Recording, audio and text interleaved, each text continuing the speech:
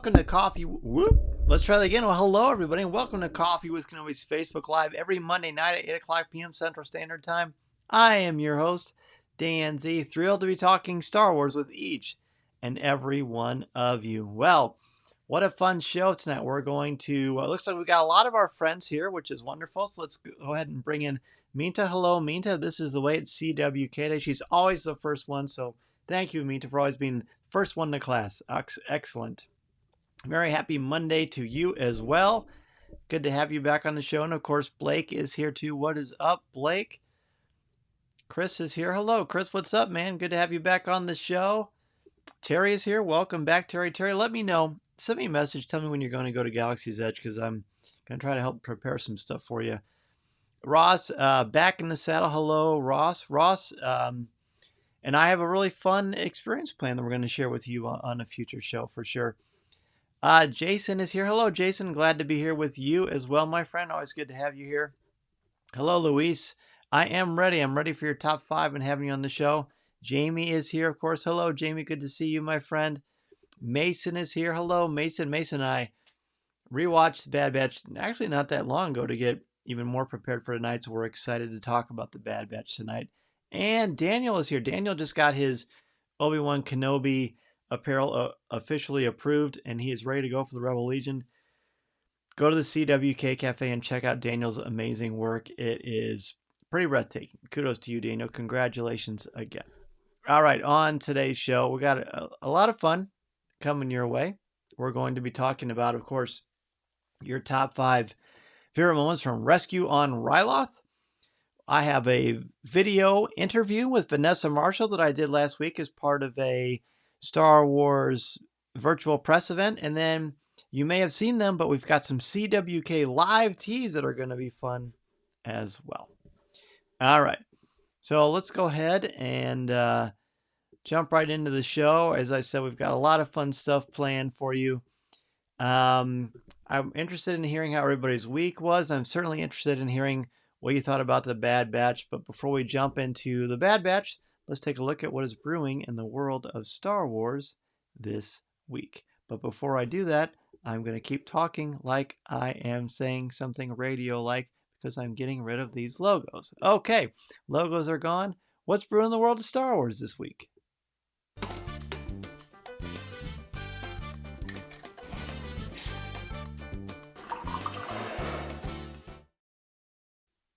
And now, let's see what's brewing in the Star Wars universe this week. So this week, a fun week in the world of Coffee with Kenobi. Lots of work being done on the Galaxy's Edge audio tour. It's really coming along nicely. It's going even better than I expected, so I'm really excited to get a release date out to you, hopefully very, very soon. Working away on that, but it's going to be fun. But another thing that we've been working on, and Corey and I had an idea. Actually, I was talking with him and I said, I want to do some more shirts. We've got a lot of great logo shirts in our TeePublic store, coffeewithkenobi.com/shop.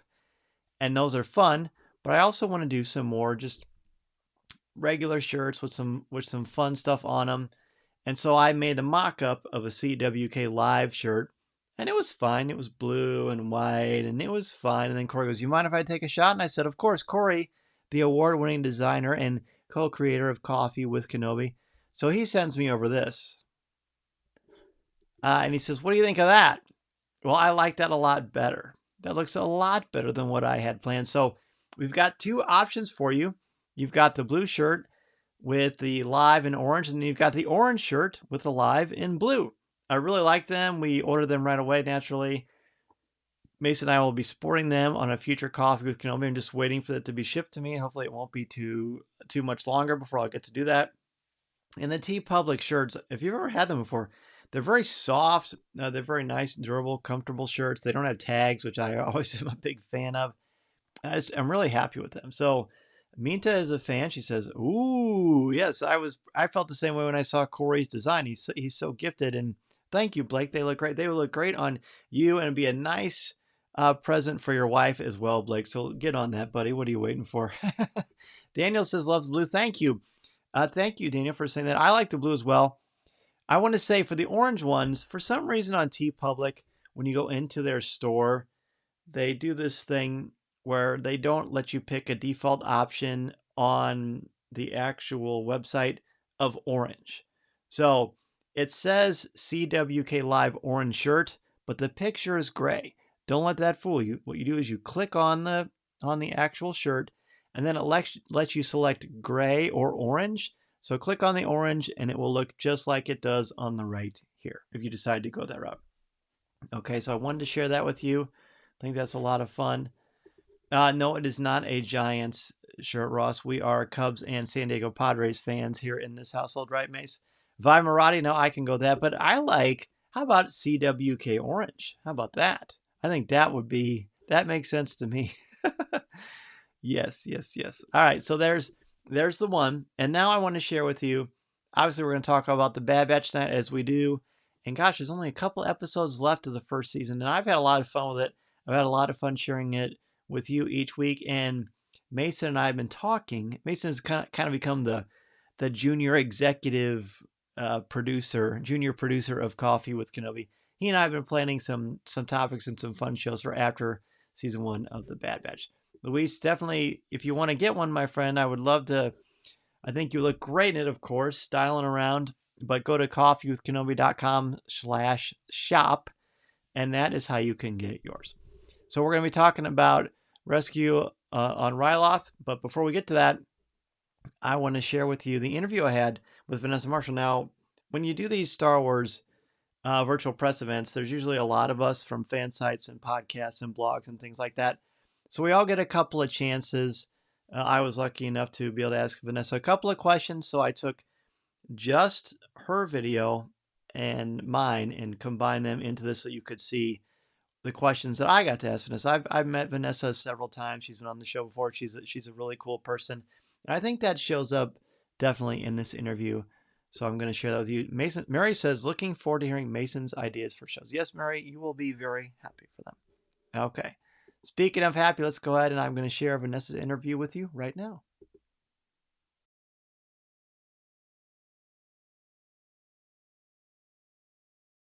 You bet. Well, hello, Vanessa. Danzi from Coffee with Kenobi. Good to see you again. Hi. So good to see you. I love it. Well, I'm so excited for this. Your voice work is always outstanding, but you've taken it to another level here with a younger version of Hera than you portrayed in Star Wars Rebels. If you could, please talk about your process and direction for bringing Hera to life for the Bad Batch. Well, thank you for asking. I got the email asking if I would be interested in doing the job. I said yes. We set a date. I got the script. I loved it. I had no idea who Omega was, but I looked forward to having an imaginary conversation with her because this was recorded in the pandemic. And so I was by myself in my recording booth. And I will say parenthetically that as a huge Bad Batch fan who's fallen in love with Omega, to finally understand exactly who I was talking to, totally fangirl flail. Okay, then we consider her age and sort of the pitch of her voice, and of course the accent, because this is her hometown, and she gets back to her hometown accent with charm, as we see later in Rebels. But yeah, so it was interesting to discover exactly how young, exactly how much of the accent, and I rehearsed it many different ways, and then brought all of that to the recording session and trusted that wherever they directed me, I would follow. And we found her together, and it, when combined with the animation, I was blown away, and I could not believe I was talking to Omega. Just couldn't believe it. Thank you. You're a rock star. Oh, you are. It's so good to see you. You too.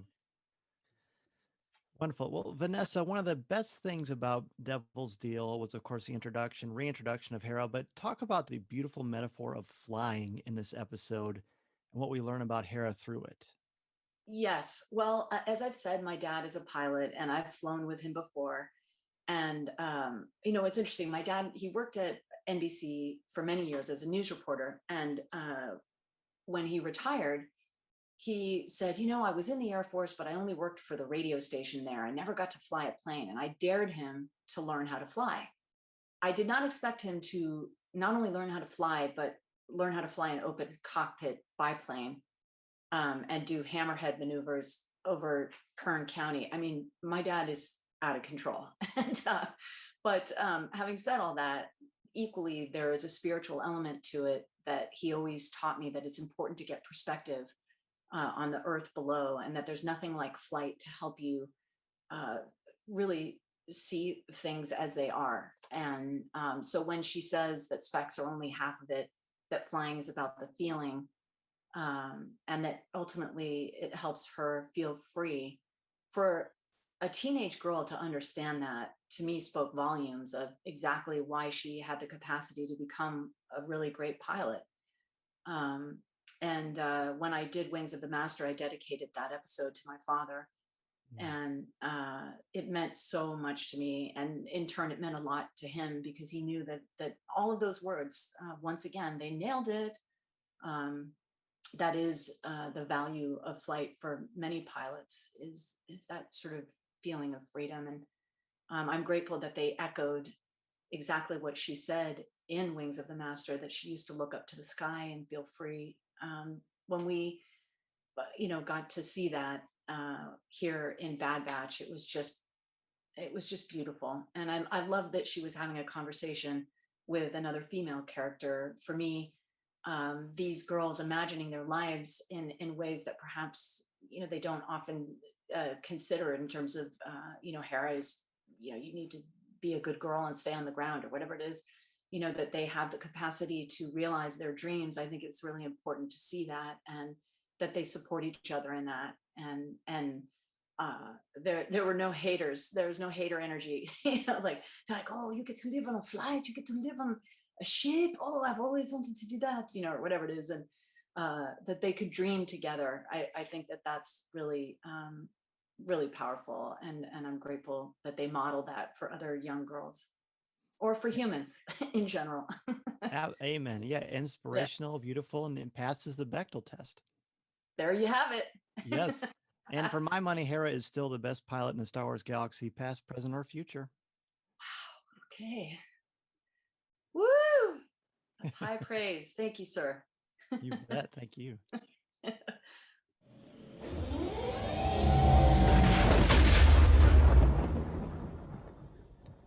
All right. So hopefully that ended up working for everybody. Meantime, I saw you were able to get it working for you. If you missed that one, or you want to hear more of it, it's on our YouTube channel, Coffee with Kenobi's YouTube channel, which, of course, please subscribe to, because that helps spread the word about our wonderful Star Wars community that we have. And you can see that in more detail. Thank you, Ross. Very kind of you, sir. Vanessa's really great, very generous with her time. And she's cool. I love that she answered that question about the idea of metaphor through flight and through Hera. And I think she did a great job.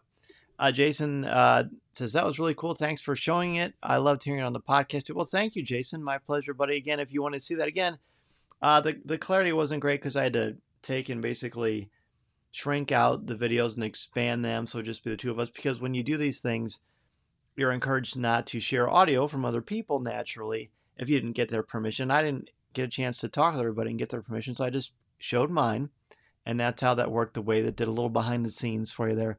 But good stuff. Speaking of good stuff, let's get to what you've been waiting for. The top 5. Thank you, Daniel. Daniel says, wow, what a cool interview. Thank you so much, buddy.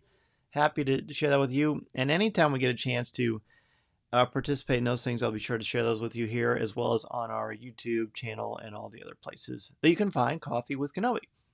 But today we're going to talk about your top 5 moments from Rescue on Ryloth. I know Aaron Harris is out there somewhere, really excited, but this was a fun one to really focus on this. Luis says, I can also get a mug with Coffee with Kenobi. Yes, you can, my friend. You sure can. Matthew, it was nice hearing her personal connection to flying, also all the cool stuff she had in the background. Yeah, she said that in that expanded press conference, she had mentioned to us that all those things were things that companies had sent to her. And most of them have a lot of Hera stuff on them, or Rebels, or just fun Star Wars stuff, so that's great. All right, top 5s, here we go. Number 5 for me of this episode, which, by the way, I haven't mentioned yet, but I love this episode. I thought it was great. Number 5 for me was probe droids. Just having probe droids anywhere, for any thing, for any reason, Good, bad, or indifferent, I'm a fan of. I like the sound. I like the design. It reminds me of The Empire Strikes Back. So, of course, Probe Droids had to make my list.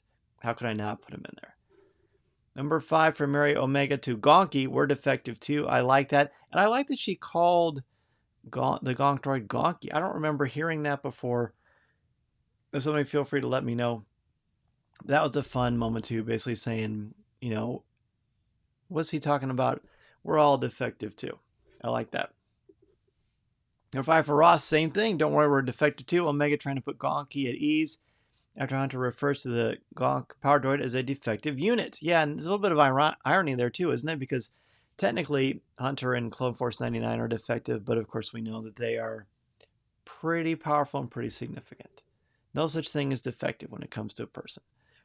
Jason's number 5, animation excellence. Every episode continues to have moments when the character moments are incredibly lifelike. I agree. Jason, you have a specific moment from that you want to point out specifically, because I like that and I agree. And I was noticing that when I was watching the show too. Whenever I saw close-ups of Hunter or Hauser is when I particularly noticed it. Number 5 for Matthew, Hunter taking out the probe droids. Yes, for sure. Mita is number 5, same as mine. Probe droids, excellent. Blake's number 5, the sound effects. They continue to throw in retro sounds us OT fans would recognize in a heartbeat. I like that. I love catching that stuff as well. I suppose I should probably mention, hey, while you're listening to the show, you see that little button on the right-hand corner. Share it with your friends. Invite some friends. Have them join in the conversation with us. I would love to have as many people as possible in our Star Wars community be a part of this conversation. So please share it out. That would be so, so cool. Number 5 for Daniel. Chopper coming into his own and blasting the troopers. Right? Chopper Palooza, man. Chopper was great in this episode. I'm glad you brought that up.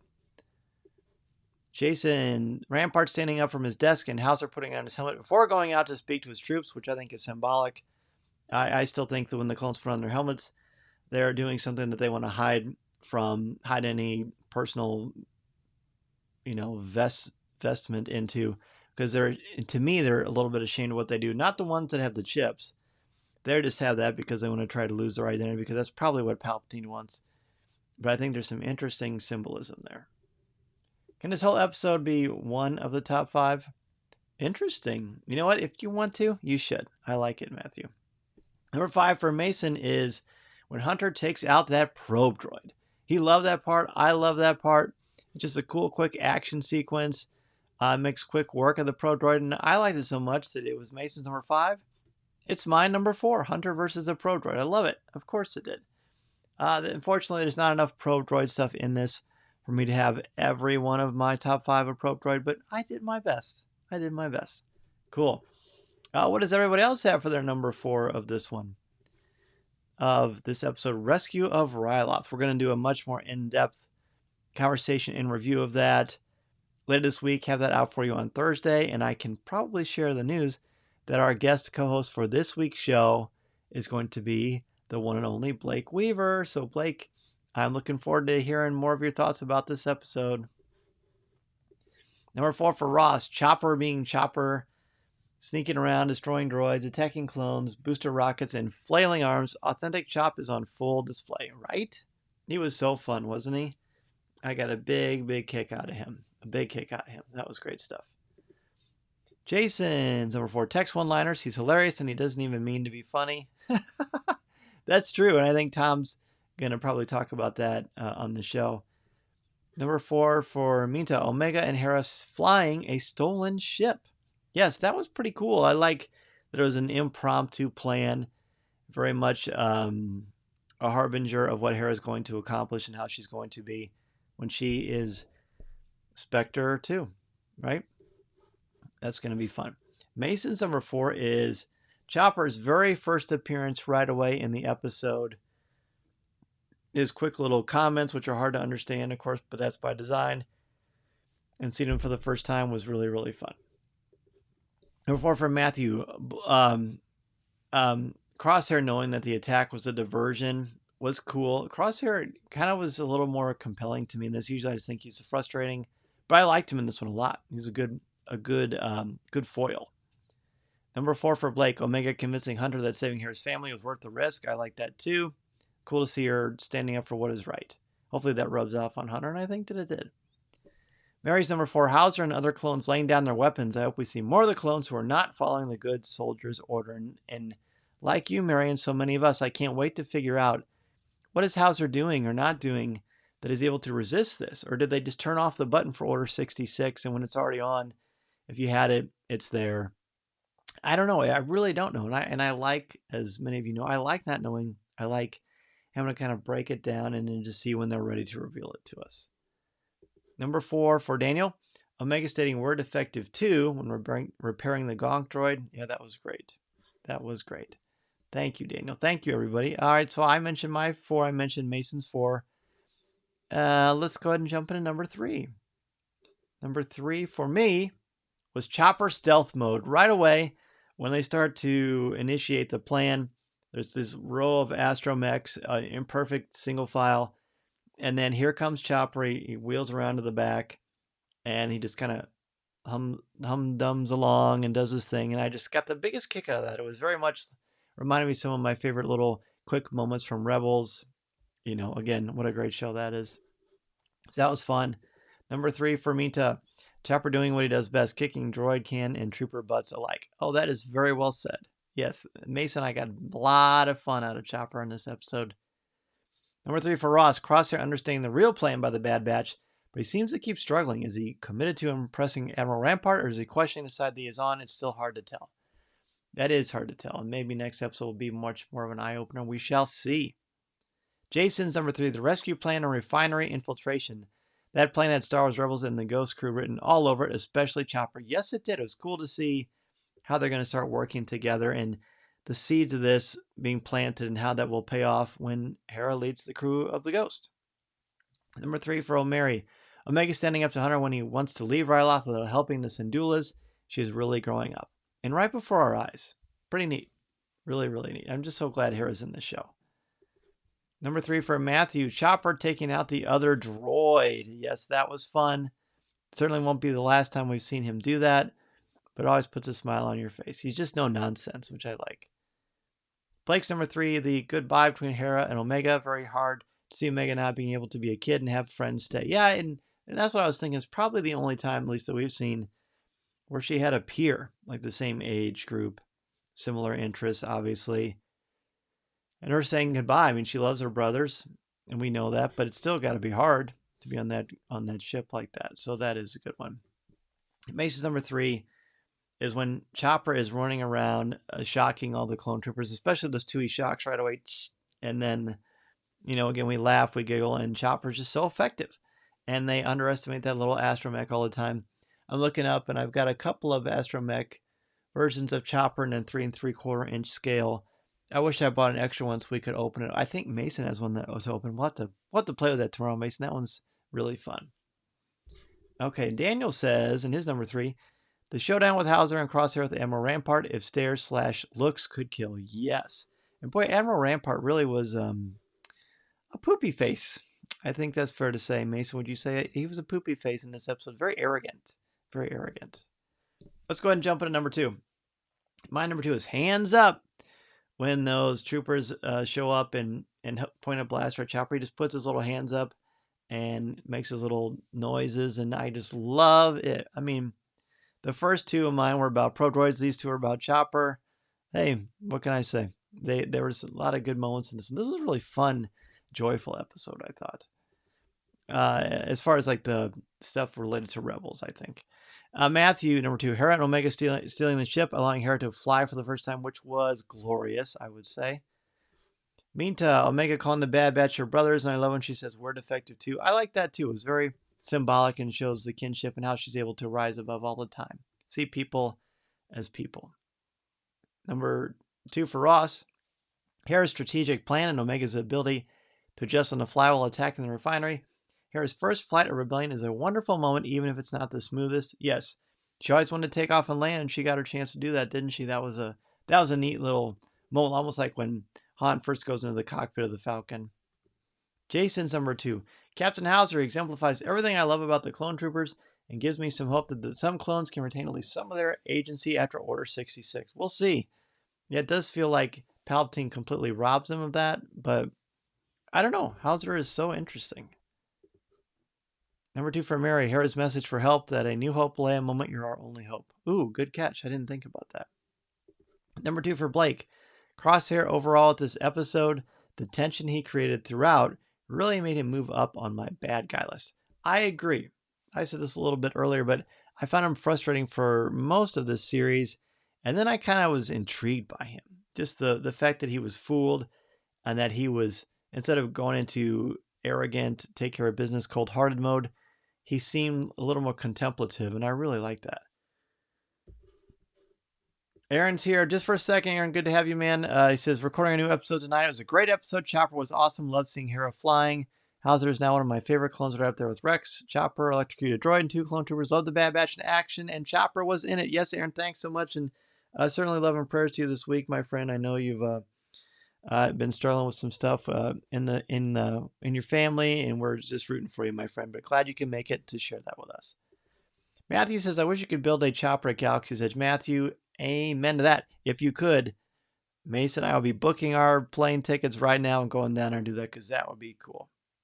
Speaking of, remind me at the end of this so I can show you the droid that I built. I never showed anybody that before. I need to make a video. I need to make a lot of videos. Can anyone extend the time of the day for me? That would be so nice. All right. Daniel's number 2. When Hauser speaks to a squad about the Empire mission and many throw down their firearms. I love that. I love that scene, Daniel. That was very cool. Mason's number 2 is when Chopper greets Omega. When they first say hello to each other in this episode, it's just kind of a fun, charming moment between 2 endearing characters, and we really like that over here. Okay, let's go ahead to number 1. Number 1, our favorite moment, at least my favorite moment, your favorite moment from Rescue on Ryloth. Number 1 for me is Hauser's speech that Daniel just mentioned. Well, I love it. Powerful, brave, confident, and knowing fully well that he's going to be arrested or worse, and he still does it. He stands up to them. He is pretty cool. I hope we see a lot more of Hauser, for sure. Number 1 for Matthew, Hauser's speech to his troops, knowing he could have been killed by anyone there. Exactly. Just like I said, I agree, Matthew, for sure. Minta, Hauser turning against the Empire and encouraging his fellow clone troopers to do the same, even if it costs him his freedom. Whoa, nice. Are we all going to say this one? Ross, number 1, clone Captain Hauser standing up for what is right. Wow, passively starting a clone revolution. Is everything positive, just, and hopeful in Star Wars? Very good. And on an unrelated note, or is it? The Cubs are beating the Cardinals. Yay! Okay, back to Star Wars. Let's see. So just had Ross. Mary, the entire final scene between the Syndulla family and the Bad Batch, Hera hugging Omega. I love that. I love, again, the bond the 2 of them have. I hope we see a lot more of that. Jason, Omega's boldness. She doesn't take no for an answer, and she doesn't back down from adversity, even when it comes from her own team. Yes, I agree. She does that a lot. And boy, those characters in the Bad Batch are slow learners, but Omega is not. I really like her. Blake, Hauser's speech, one of the top 3 moments of the season. I agree. If we did top 5 moments from season 1, it would have to be on there for me. It's really good. Really good. Mason couldn't believe that his number 1, in any of his lists, usually every single list, he has at least 1 or 2 Omega moments, but he didn't hear because all the fun stuff with Chopper and all that stuff. Speaking of Chopper, Mason's number 1 is when Chopper puts his hands up like my number 2. That was Mason's number 1. We laugh so much. We have this great tradition we do where we watch the show. A couple days later, we watch again and we take notes. And Mason will have me pause the episode when he wants to write down a key moment. So we do that, and it's fun to hear him write, like that thing about Chopper and him giggling. I just get the biggest kick out of that. Star Wars is fun with family and friends, isn't it? That's why, one of the great reasons why I love our Star Wars community. So great. Terry says, I didn't create a top 5 tonight, but Hauser's rebellion at the end was my favorite part of the episode, period. I agree. Wonderful stuff. Mets tied the Reds. Well, there you go. I think that Mary is a big Reds fan, so she may not be happy about that, but I know Jason Fry and the Mets fans are. Daniel's number 1, Tech, and that wonderful ship maneuver he pulled off. It was like driving and pulling the e-brake. Wasn't that cool? It was cool to see that, and then to see Wrecker in operating the cannon was kind of neat to see too. Jason says, that was a sweet move, and I love how Wrecker reacted to it. That was super cool. That was super cool. Oh, wait, I was wrong. The Cardinals are winning. Oh, well, I take it back. The Cardinals are winning. Boo. Okay. Mary, it was hard to come up with only 5 in this episode. I had 2 honorable mentions. First, Rampart admitting he was wrong about Clone Force 99 and giving Crosshair the okay to hunt them down. Second, Tekken and all his snarky remarks. I like those. I noted those in my honorable mentions and in my list for a more detailed breakdown of this episode that we will record later on Coffee with Kenobi. But this one, at first I thought, Mason, we're going to have to do a top 10. There's some great moments in this one. There's some really great moments in this one. I had a lot of fun talking about it. I had a lot of fun talking about it with you, of course. Mary says, Red's not doing well starting back from the break. Typical, yes. Sometimes being a baseball fan can be painful, but ultimately it's just a lot of fun. Speaking of a lot of fun, next week's top 5 is top 5 moments from episode 13 of The Bad Batch. We've only got 4 episodes left from season 1, and I look forward to reviewing these on Coffee with Kenobi. Like, for example, last week we did Star Wars: The Bad Batch, Devil's Deal. And I share the interview that I did with Vanessa Marshall, and then Tom and I broke it down with Aaron Harris. So then this week, we're going to release the one for Rescue of Ryloth, and Blake Weaver's going to join us. So that's going to be fun. So that's what we've got going on for sure. Let's go ahead and jump into Ask Danzi.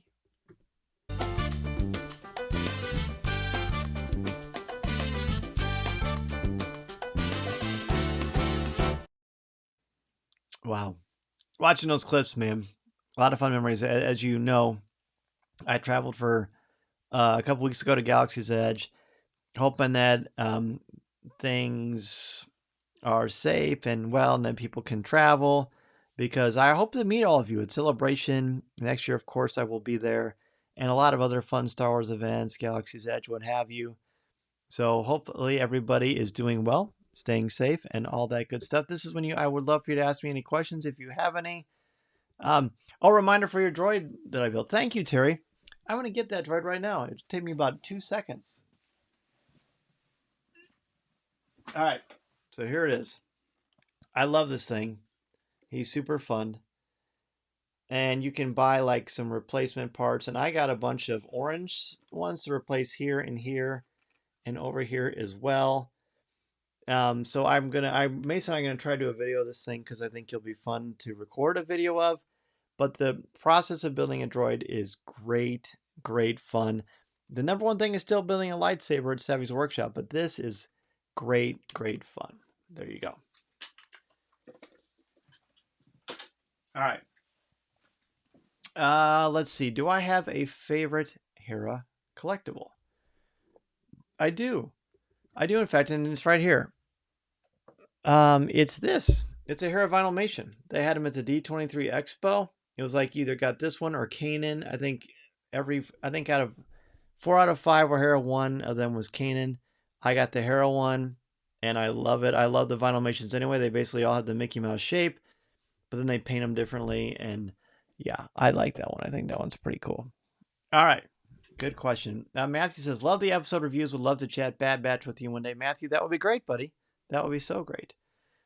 Do I have any plans for cons this year? Well, that certainly plans on a lot of different factors and what happens during the school year. It's harder for me to get out to cons, but I'm certainly excited to get back to one. I will definitely be at Celebration next May alongside Corey Clubb and Tom Gross. We will certainly be there. There will be a very big Coffee with Kenobi presence at Star Wars Celebration, and hopefully we'll start getting announcements for that. We're basically 11 months away, 10 months away, something like that. So, gosh, yeah, 10 months away because it's next May for sure. Hey, man, good to have you back on the show for sure. Meantime, your thoughts on the Loki season finale, maybe a possible crossover with the Star Wars multiverse? Well, I hope they don't do that because I don't want to cross the streams like that. But I liked the Loki finale. Tom and Corey and I just recorded a big review of it for CWK Pour Over. That is going to come out this weekend. So you can hear the video portion of that on Friday, and then the audio podcast, which is the same, just not the video, that comes out every Sunday. So that was one way you can hear all about what we thought about it. Not a question, but Dan, if you want more time in the week, structure your days to be 21 hours long. That will create an 8th day. Ooh, clever.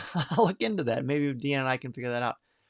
Chris wants to know what the droid's designation is. You know, I've been thinking about that. And Mason and I talked about that a lot. They don't really have a place where you officially name your droid, but I thought like one of the cool is like CWK as like instead of R2, and then like 2013, something like that, because that's your Coffee with Kenobi started. So I don't know.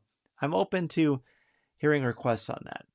Do you have any thing, Cad Bane? I only have his Clone Wars figure. That's all I have too, I think. Let's see. Yeah, I've got his Clone Wars figure. I never got the Black Series figure of him, but I love Cad Bane. I hope there's more. Maybe there'll be a Lego of him someday. That would be really fun too. The Kenobi series. Oh, when the Kenobi series is on, we will definitely be doing a top 5 of the Kenobi series, of course. Not Star Wars related, but I'm actually going to a wrestling meet and greet in September, so I'm looking forward to that. How you ever meet any celebs? How do I meet celebs? Well, that's a complicated question, but basically, I when I see them, I smile and I respect their time and their privacy. And if there's an opportunity for a conversation, I take it. But if not, I just respect their privacy. So that's good. That's a good question. What celebrities are going to meet, man? I used to be a big fan of wrestling. I still really like it too. Terry says CWK13. Oh, that might be it. Mason, what do you think? That CWK13, that might be the winner. I like that one a lot. Oh, have I ever met any celebrities? Oh, I have. I'm surprised you haven't seen. Anytime I get a chance, I splatter the picture of me with Harrison Ford. I've met Harrison Ford. I've met Carrie Fisher. I've met Anthony Daniels several times. I met the entire cast of Rebels, a lot of the cast of Clone Wars. I've met Kathleen Kennedy. I've met a lot of Star Wars celebrities. I've met some athletes. I've met a lot of people. I've been very fortunate and very blessed in my life to do so. Conventions are a great way to do that, for sure. And if you want to see some of the pictures of the people that I met, be sure to go to Coffee with Kenobi's Instagram page. And there's a lot of stuff there. Rob Van Dam, and Matt Hardy. Oh, nice, dude. That's going to be fun. Be sure to post some pictures in the CWK Cafe because I'd love to see those. That would be really, really cool to see, man. Good to have you. It's good to have all of you on Coffee with Kenobi's Facebook Live every Monday night at 8 o'clock p.m. Central Standard Time, of course. Probably sometime in the middle of August. I'm going to change the time. Again, be sure to go to the survey I posted in the cafe and on Twitter to let me know what times work best for you. Because I want to have as many people as possible every week when we do the show. I hope everybody shares it out and brings a friend because I want to bring as many people as possible into this community. I mean, this is a very interactive Facebook situation. It's a very interactive podcast situation where we all get to share our Star Wars conversation. And it only happens because of all of you listening now on Facebook or catching the Facebook replay or on YouTube or Instagram and certainly on the Coffee with Kenobi podcast feed later because I release the audio of this usually about an hour or two after this airs. Meantime, may the Force be with you. Blake, good night, buddy. We'll chat with you very, very soon. Matthew, have a magical week. Mary, have a great week as well. Keep the funny stuff posted in the Facebook groups, of course. Thanks for sharing, everyone. Thanks for hosting, Dan Ross. Thanks, man. Thanks for being such a good ambassador and joining us. Looking forward to chat with you very soon. Jason, good night to you. May the Force be with you this week. Certainly good chatting with all of you. Be well. Stay safe. And hey, go check out a CWK Live t-shirt. That would be fun. All right. Thanks so much, everybody. Take care.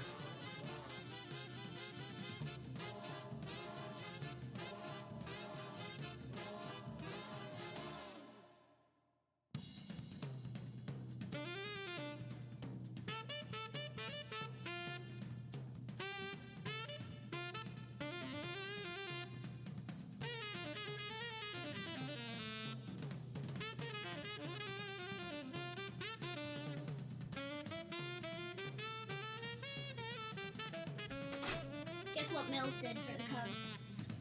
He was right there. He could have had the ball, and Rizzo was way behind him, and he waited for Rizzo to get it. He wasn't even close to the base he reached. He could have just got it and threw it to Rizzo. How do you like the show?